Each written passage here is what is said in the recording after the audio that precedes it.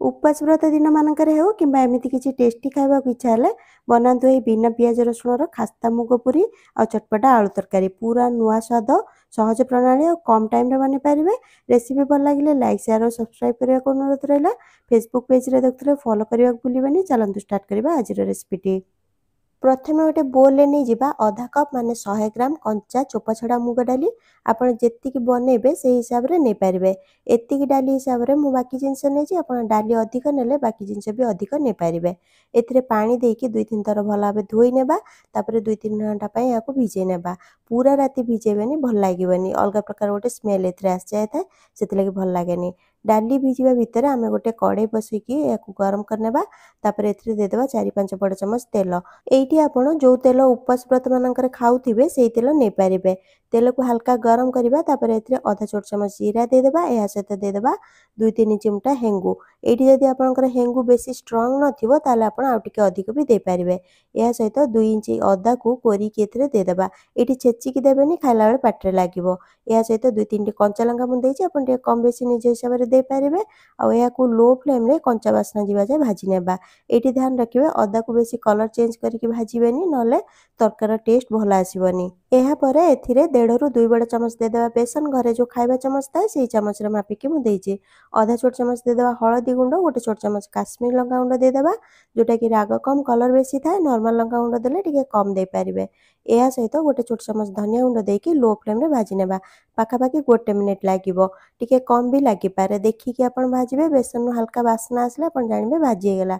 बेसी अधिक समय पर्यंत भाजी देबेनी नले पिताळिया लागिबो तरकारी। एमिति बेसन देले ग्रेवी गाढ़ा हेबा सहित भजा बेसन रो गोटे टेस्ट आस्था तरकारी जोटा कि यार टेस्ट को 2 गुणा कर देता है। आपण माने एमती बेसन देकी बनाती ना नहीं कमेंट सेक्शन में निश्चय लिखिबे।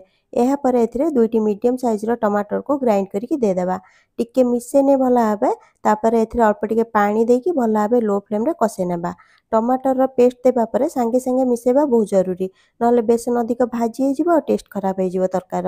2 मिनिट परे एथिरे गोटे छोट चमच आमचूर पाउडर मु दोउची आपण टिके कम बेसी दे पारिबे निज टेस्ट हिसाब रे। जदि आमचूर पाउडर न थाए ताले लास्ट रे गैस बंद करिबा परे एथिरे अल्प टिके लेंबू रस दे पारिबे किंबा देसी टमाटर पेस्ट टिके अधिक करके देले भी टिके खट्टा अंश आसीबो कहिना आलू तरकारी टिके मिठालिया लागि थाए टिके खट्टा अंश आसले टेस्ट भल आस्ताए। किंतु जदि आपण आमचूर पाउडर आ टमाटर पेस्ट दुईटा जाक देबे ताले टेस्ट आउ टिके भल आसीबो। एबे याकू लो फ्लेम रे मसला रो तेल अलगा हेबा जाय भल भाबे कसे नेबा। एठी ध्यान रखिबे कि फ्लेम को लो रे ही रखिबे ताले भल टेस्ट आसीबो। एहा परे देखंतु एठी 5 ରୁ 7 मिनिट हे गेलानी मसला रो तेल अलगा हेबा को लागिलानी आ कलर भी चेंज हे गेलानी मसला रो। एबे एथिरे 3 कप माने 750 ml गरम पानी दे देबा। आपण एठी गरम पानी निश्चय देबे ताले gravy row colour a test दुईटा जाक भल आसीबो। एठी आपण पानी टिके कम बेसी निज हिसाब रे भी दे पारिबे। एबे फ्लेम को हाई रे रखिबा आ एथिरे दे देबा 4टी मीडियम साइज रो सिझा आलू हाथ रे एमती अल्प टिके टिके भांगी के एथिरे दे देबा टिके छोट बड़ साइज रो पीस एथिरे रहिले देखिया पई सुंदर लागे आ खाइबा पई भी भल लागि थाए। एहा पर एथिरे देबा लूण स्वाद अनुसार आ गोटे बड़ चमच दे देबा कसूरी मेथी भल भाबे थरटे मिसे नेबा आ थरटे फुटे नेबा हाई फ्लेम रे तापर एहा को गोडे की लो फ्लेम रे 4 ରୁ 5 मिनिट पर्यंत छाड़ देबा। एमिति कले मसलार फ्लेवर आलू रे भल भाबे आसीजिवो। आ गोटे जिनस ध्यान रखिबे आलू आपण टिके टाण करिकी सिझेइथिबे बेसी नरम आलू जदि तरकारी बनेबे पूरा घांटी हे जिवो तो टेस्ट भल आसीबनी। एठी देखंतु 4-5 मिनिट परे तरकारी हमर बहळिया हे गेलानी एतिकी गाढ़ा रखिबा ग्रेवी को आपण जानिथिबे एथरा आलू अछि तो 5-7 मिनिट परे एटा देखिबे आपण आउ टिके बहळिया हे जिवो। एबे एथिरे घर तयारी गरम मसला गुंड 1/4 चमच मु दोउची मार्केट रे हेतिले आपण टिके अधिक दे पारिबे आ बिना गरम मसला रे भी ए तरकारी बहुत भल लागि थाए। लास्ट रे अल्प टिके धनिया पत्र देकी गैस बंद कर देबा। एमिति तरीका रे थरे निश्चय बने की देखंतु बार बार बनाया को पसंद करिवे।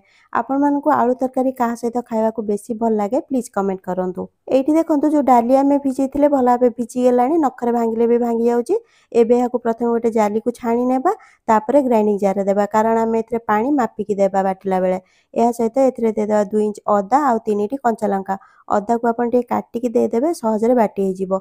एहा सहित 2 बड़ चमच दे देबा एथरे पानी आ भल भाबे चिकन करी बाटी नेबा। आ गोटे चमच लागले भी आपण पानी दे पारिबे ध्यान रखिबे पानी टिके कम देकी बाटिबे नले आगो को आपण को असुविधा हेबो। एहा परे याको गोटे बोल को ट्रांसफर करनेबा आ एथरे दे देबा हळदी गुंड आधा छोट चमच लंका गुंड गोटे छोट चमच आपण टे कम बेसी दे पारिबे धनिया गुंड गोटे छोट चमच घर तयारी गरम मसला आधा छोट चमच आ लूण स्वाद अनुसार लुण राग आपण तो निज हिसाब से रखिए जदि पिलांक पई बनाउछंती राग टिके कम रखंतु या सहित गोटे मुठा धनिया पत्र देकी भल भाबे मिसेई नेबा या पर एथिरे दे देबा 2 कप माने 250 ग्राम पाखापाखि अटा एइठी आपण चाहिले गोटे कप अटा और गोटे कप मैदा भी नहीं पारिबे या सहित एथिरे 2 बड़ चमच सुजी दे देबा एइठी पतला मोटा जे कोन सुजी आपण दे पारिबे आ सुजी देबा पूरा ऑप्शनल अछि जदि आपनको नरम पूरी दरकार ताले आपण सुजी को स्किप कर दियंतु आ जदि आपण सुजी देबे ताले आपनको पूरी टिके खास्ता बनिबो बेसी समय पर्यंत फुला फुला रहइबो नरम पड़िबनी या सहित आउ गोटे जिनस आपण एठी ध्यान रखिबे याको चकटिला बेले एथिरे बिल्कुल भी पानी देबेनी लास्ट रे देखिबे जदि लागिबो गोटे 2 चमच पानी दे पारिबे आउ जदि आपनकर अटा टिके नरम हे जाय जदि आपण डाली बाटला बेले बेसी पानी दे देथिबे सेमिति रे आपण अल्प टिके अटा एथिरे मिसेई पारिबे एठी हमें अटा को टिके टाण करिकि चकटिबा जेमति पूरी पे अटा चकटा जाय रुटी पे हमें जो अटा चकट थांती ताटू टिके टाण रहिबो आ या पर लास्ट रे हमें अल्प टिके गोटे छोट चमच एथिरे तेल देकी भल भाबे मिसेई नेबा तापर 15 20 मिनिट पर्यंत याको घोड़े की रेस्ट देबा कहीं ना आमे एथिरे सुजी देइछंती तो सुजी फुलिया पे टिके टाइम लागिबो 15-20 मिनिट पर अटा को आउ टिके चकटी नेबा तापर गुळा बनेबा जदि गुळा रे बेसी क्राक आस्थुबो किबा बेलिला बेले पूरी रो साइड बेसी फाटुथिबो ताले आपण जानिबे कि अटा चकटा बेसी टाण होईची टिके पानी पकई के आउथरे चकटी नेबा आपण अटा ठीक हे जिवो ଏହା ପରେ ଟିକେ ତେଲ ଲଗେଇକି କିମ୍ବା ଅଟା ଲଗେଇକି ପୁରୀକୁ ବେଲି ନେବା ପତଳା କରିକି ବେଶୀ ମୋଟା ବେଲିଲେ ଏଟା ଫୁଲି ନଥାଏ ଧ୍ୟାନ ରଖିବେ ଏହା ପରେ ତେଲକୁ ଭଲ ଭାବେ ଗରମ କରିବା ହାଇ फ्लेम रे तापर फ्लेम को मीडियम हाई रे रखिबा आ पूरी पकेबा पूरी निजे ऊपर को भासिले झांझरा किंबा चामच रे हल्का हाथ रे एम्ति दबेले